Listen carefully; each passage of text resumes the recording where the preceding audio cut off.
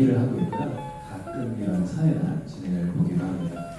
오늘은 책동네 30일에 제2회 북토크. 오늘은 초대장에도 언급한 것처럼 지난해 전 국민에게 가슴 벅찬 기쁨을 안겨준 한강 작가의 노벨 문학상 수상과 관련하여 한강 작가님에 대해서 이야기를 나누는 시간을 가져보도록 하겠습니다. 한강 문학 스톡홀름으로 나아가는 길을 북토크를 해주실 이광호 대표님을 소개해드리도록 하겠습니다.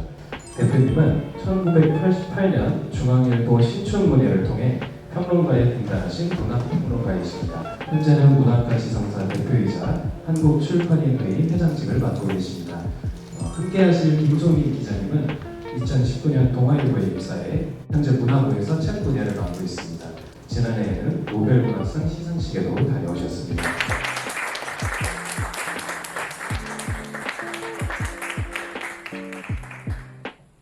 한강 작가 연역인데 재밌는 거는 대학을 졸업하던 해에 문학가사회, 저희 출판사의 잡지 이름입니다.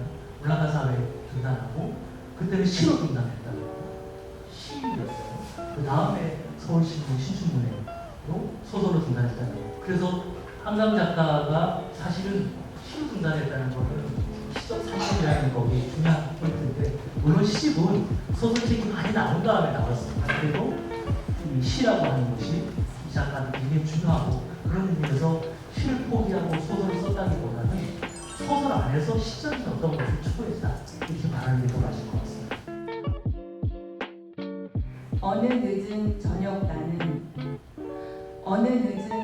나는 흰 공기에 담긴 밥에서 김이 피어 올라오는 것을 보고 있었다. 그때 알았다. 무언가 영원히 지나버렸다고, 지금도 영원히 지나가 버리고 있다고. 밥을 먹어야지. 나는 밥을 먹었다. 다양성이라는 얘기인데, 한강 작가의 소설이 주요 문학이 아닙니다. 우리가 문학이 위로가 되고 따뜻하게 해주고 자기가 누구인지 알게 되고 이런 얘기 많이 하는데, 한강 작가는 그런 소설이 아니에요. 어떤 분은 그리고 너무 불편해서 몇 장을 못 읽었다 라고 하는 분도 있어요. 네. 그럴 수 있습니다. 충분히 당연합니다. 그러니까 이렇게 불편하고 따뜻하지도 않고 이런 소설도 문학이라는, 그게 이제 우리한테 문학이 이렇게 다양하다는 거, 다양성을 우리가 가르쳐주는 거예요. 우리를 어떤 고통, 동시에 고통 속에 있는 아름다움을 체험하게 만드는 것이 문학일 수 있다. 근데 저한테 또 많이 물어보시는 것이 왜 굳이 핸드폰이 아니라 책을 읽어야 되냐, 이런 얘기 많이 하시는데, 쇼폼이나 알고리즘 저도 핸드폰 열심히 봅니다. 끝나면 또 볼 거예요. 또 인스타에 올라왔나, 뭐 카톡 보냈나. 근데 이제 이 모바일이 갖고 있는 가장 큰 문제는 알고리즘이라는 시스템인데, 제가 가끔 가다 올리는 거는, 예를 들어서 제가 가방에 관심이 있어서 가방을 검색하잖아요, 네이버에. 그럼 인스타에 막 가방이 막 뜨고 난리가 나요. 네, 막 메일로 막 가방 막 사라고 쿠팡에서 막 난리가 납니다.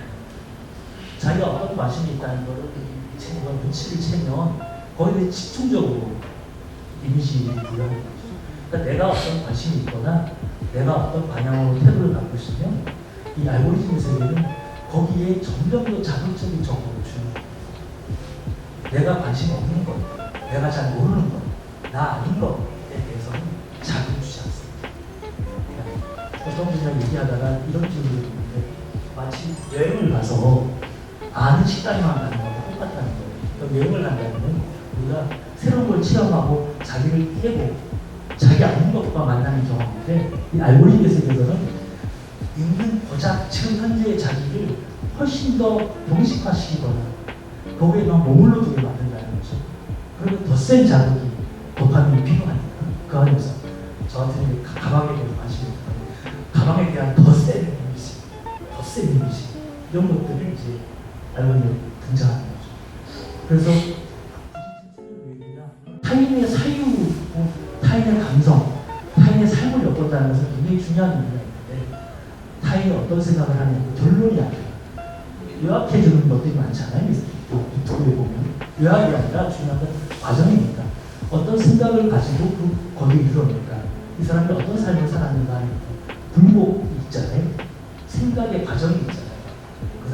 사람의 삶에 어떤 굴곡이 있다는 그 순간들이 그런 걸 실험한다는 것은 제가 생각하기에는 극단적이 되지 않는다고 생각합니다. 극단적이 되지 않는다는 것은 어떤 걸 혐오하거나 어떤 것을 맹목이 되거나 그렇게 되지 않는다.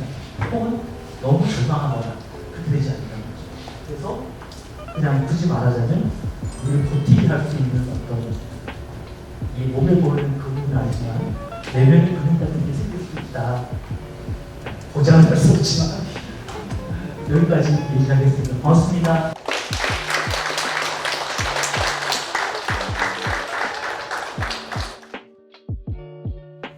혹시 뭐 작가들도 많이 만나시잖아요. 뭔가 노벨상 수상 이후에 작가들한테서 좀 듣는 피드백 같은 게 있으세요?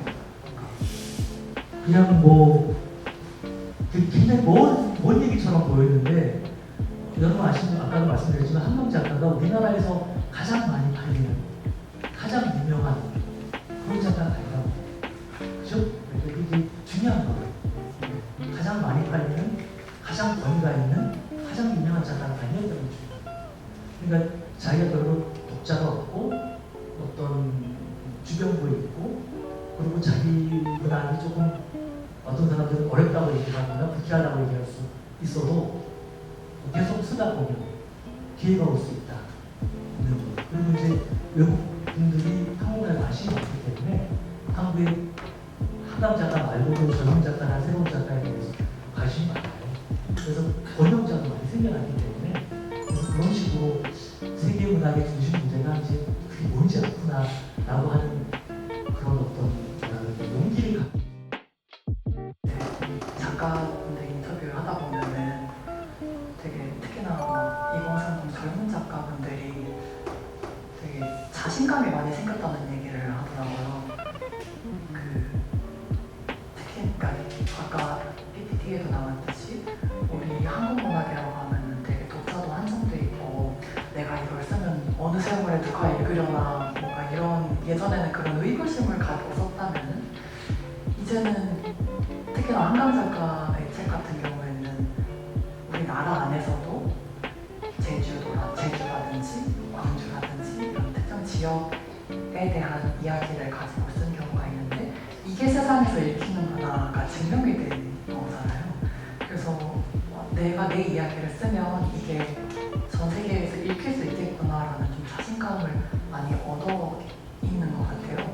그래서 가령 지금 이번 주에 인터뷰했던 이희주 작가라는 분이 있는데 그분 같은 경우는 2016년부터 K-팝을 소재로 계속 기사를 책을 썼던 분인데 작년에 미국이랑 영국에 되게 큰 대형 출판사가 있는데 거기서 먼저 이제 선인세 제안을 해가지고 계약이 됐거든요. 근데 그것도 에피소드를 들어보니까 한국에 그렇게 K-팝 인기라는데 K-팝 소재로 글 쓰는 작가 있어? 이렇게 먼저 얘기를 해가지고 이렇게 간 케이스라고 하더라고요. 그런 식으로 되게 젊은 작가들한테 가능성이 있다는 걸 보여주는 참 큰 성과인 것 같습니다. 대표님 뭔가 노벨상 이제 벌써 1년이 다 돼가잖아요. 뭔가 한강 작가님이랑 그 이후에 나눈 대화라든지 아니면 현장에서 마주친 에피소드라든지 뭔가 우리한테만 딱 들려주실 수 있는 에피소드 같은 거 혹시 없을까요? 이번에 뒷과시를 내면서 출판사를 방문해 주셨어요. 근데 이제 이렇게 사람들이 너무 많이 알아보니까 그때가 몇 월이었는지 이제 아주 여름은 아니고 초여름 늦봄이었는데 아바리 코트를 입으시고 이제 모자를 쓰고 마스크를 했더라고요. 근데 저는 그 모습만 또 충분히 알 수가 있는데 그런데 이제 저렇게 일상이 저렇게 유지되지가 않는구나 라는 생각이 들었어요. 그래서 그 한강 작가 그 이후에 저한테 가장 많이 하는 얘기는 역설적이나 빨리 잊혀지기를 바라는 거죠. 얼마가 지나면 잊혀지고 자기가 옛날에 글 쓴 사람으로 돌아갈 수 있을까? 네, 이 소동이 언제 끝날까? 그런 생각을 하는 것 같아요. 다시 한번 뜨거운 박수.